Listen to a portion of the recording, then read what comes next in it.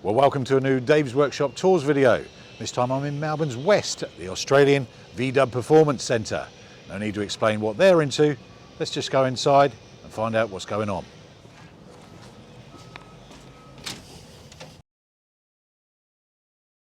The business was set up way back in 1988 by Mick, who is still here 30 years later and most definitely still on the tools.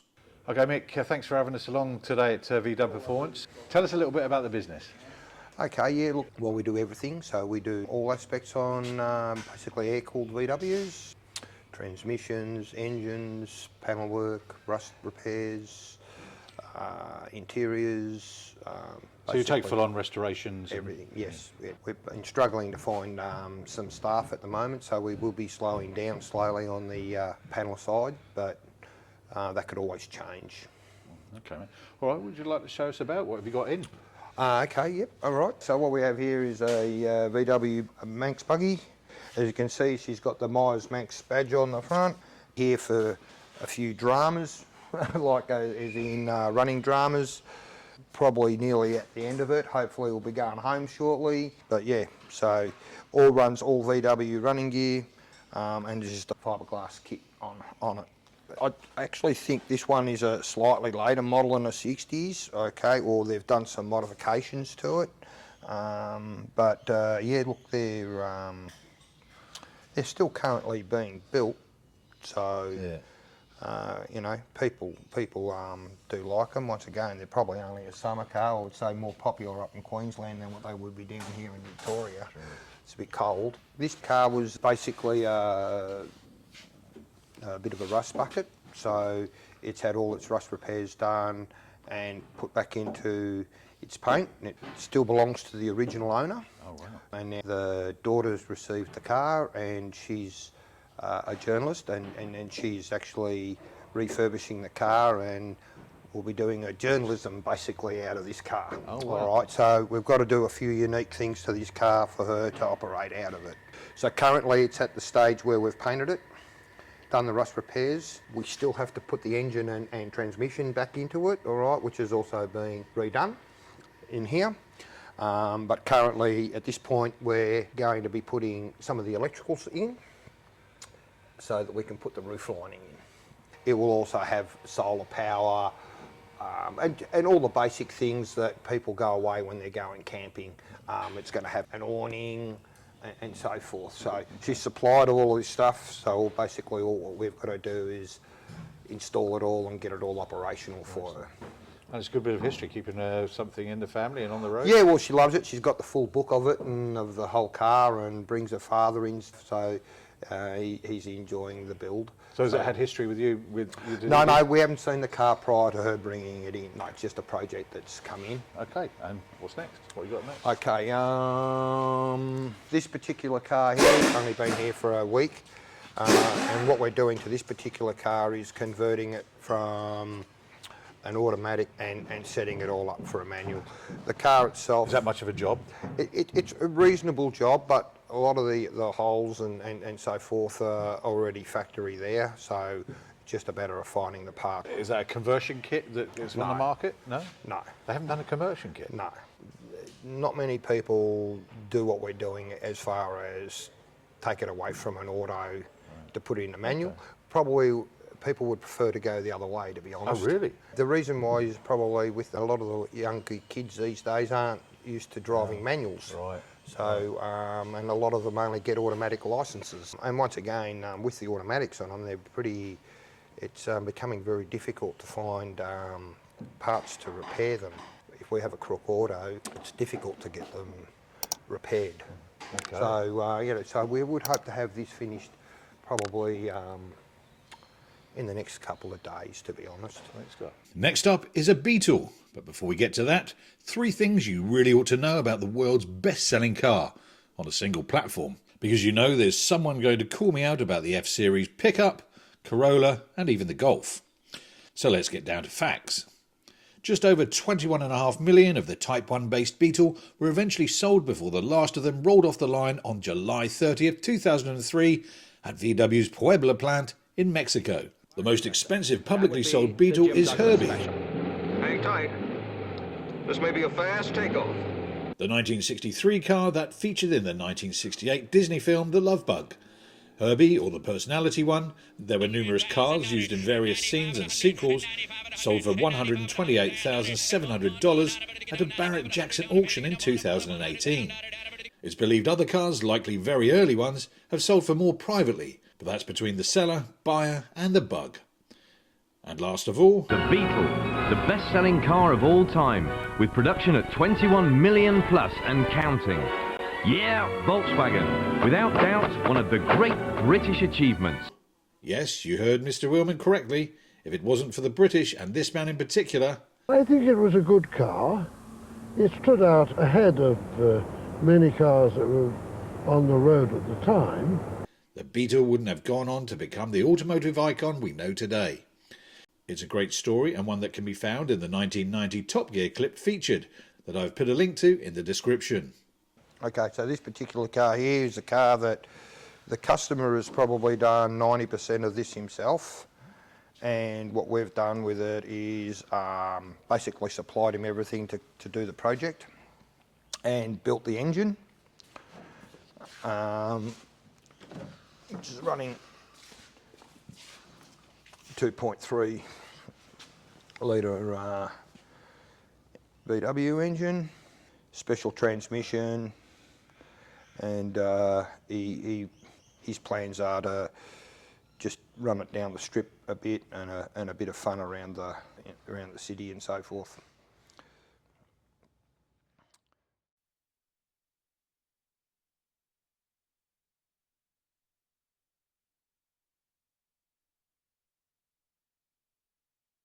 Got a couple of fastbacks here. Yeah, that one up there belongs to me. It was my my uncle's car, and I built it for him probably, oh geez, I don't know, it must be 20 years ago. And it used to have a Golf engine in it, but now it runs a V6 Commodore. It's used then, it's ready to go. Oh yeah, it drives and it's all sort to go. I just don't drive it. No time. No time. Okay. This particular fastback here, I'll move this toolbox out of the way. That's right, buddy. Well, I'll show you what's. This has had a fire. Oh yeah.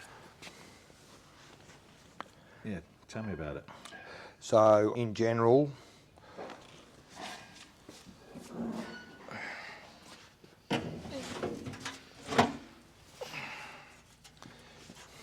What's happened here? I would assume it would have been a fuel line of some description. Normally is what the case is with them. This is just can you repair it basically, and it will be done over the course of this year. So engine out, do the body work and repair the necessary items to get it all up and running again. Normally in the situation of a fire like this, the way I see it, it won't have damaged too much internally to the engine. It's just all the external stuff that normally goes. Right. Okay. So I didn't get the inside, or it's just the engine bay, yeah? Sorry, yes. Just the engine bay. Just the engine bay, yeah. The car's actually quite good, so it's worthy of it being repaired. Okay. We've got a flatbed up there. Yeah, that's. So what's that called in VW land? Yeah, oh, well, it's a single cab ute. That's just a project of mine that I just don't ever get time to do.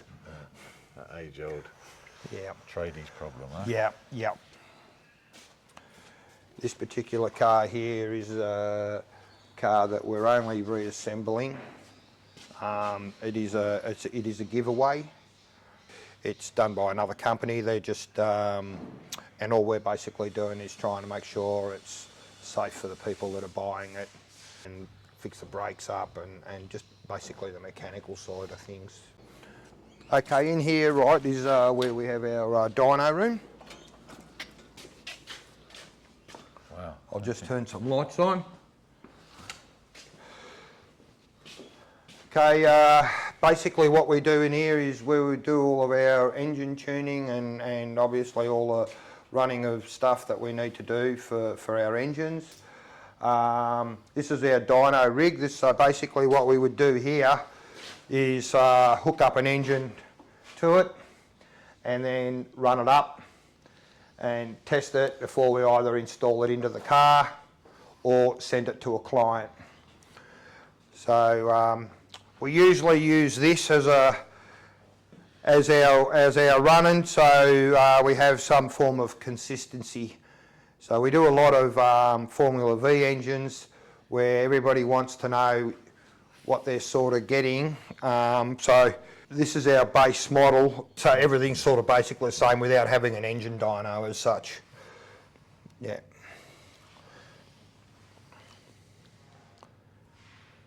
And it works really well for test it, tune it, everything else, and that, then take it off, install it into the car, and then do the final setup whilst it's in the car.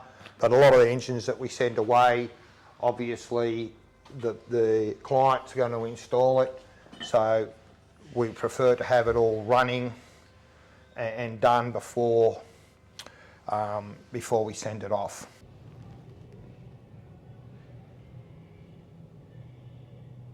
So we do quite a bit of motorsport, open wheel of Formula Vee. Oh right, yeah. So you know they're cars that we lease out to drivers. Okay, so basically with these cars, all VW componentry in it. VW gearbox, VW engine. And you say the popularity is rising again. Did it have a? I had they used to be initially 1200cc cars, and now they've upgraded to 1600. Quite popular at the moment. It's been going for, the class has been going for nearly 55 years. So they've sort of one of the classes that have hung in there, and great learning class, and also a great class for the competitors. Very tight, close racing, slipstreaming. I suppose there's affordability in it with the VW parts and whatever. Yeah, these particular cars aren't that cheap these days. The initial purchase. No race cars cheap, but No, but you're not keeping up a GT3, are you? certainly not that, nor a Formula Ford or any of the other open wheelers. It's probably the cheapest of the categories to go into. Well, what about this one here? What's Okay, so this is a different type of buggy. This is what they call a toad, built by my Manx, who's passed away just recently. And so this was the last of his creations. Basically here for an engine upgrade.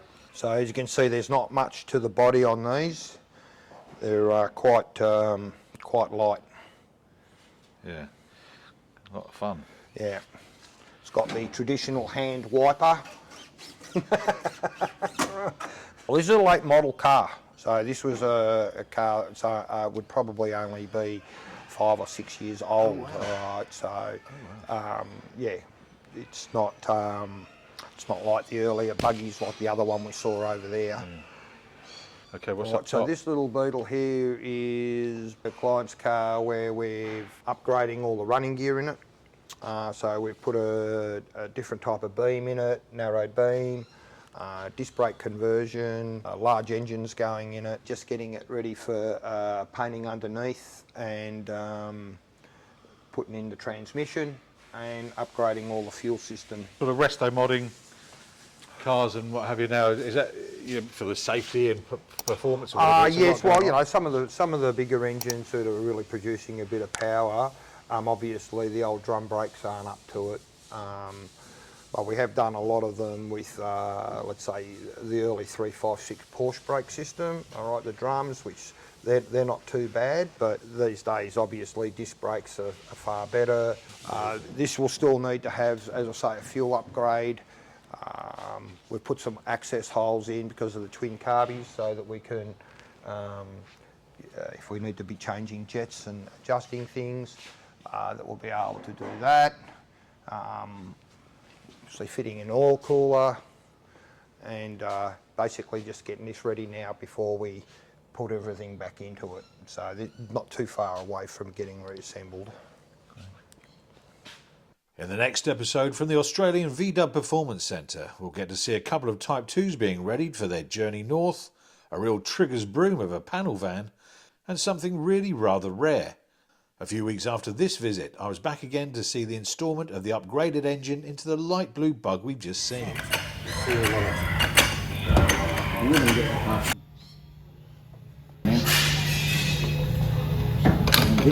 I'll pop underneath and have a look and see where that alignment is of that.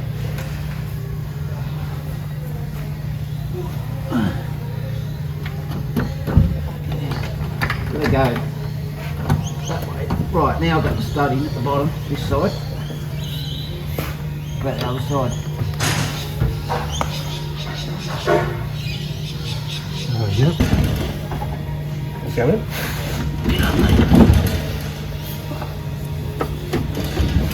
Yeah.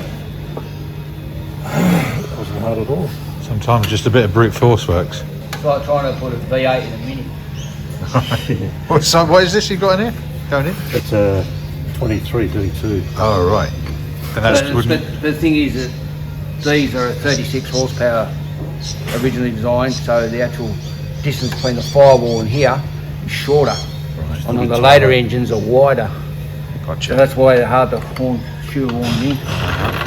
Because it's a big stroke, it's actually wider that way. And it's so wider this way as well. So every dimension's bigger, and you're trying to put it in the same size hole.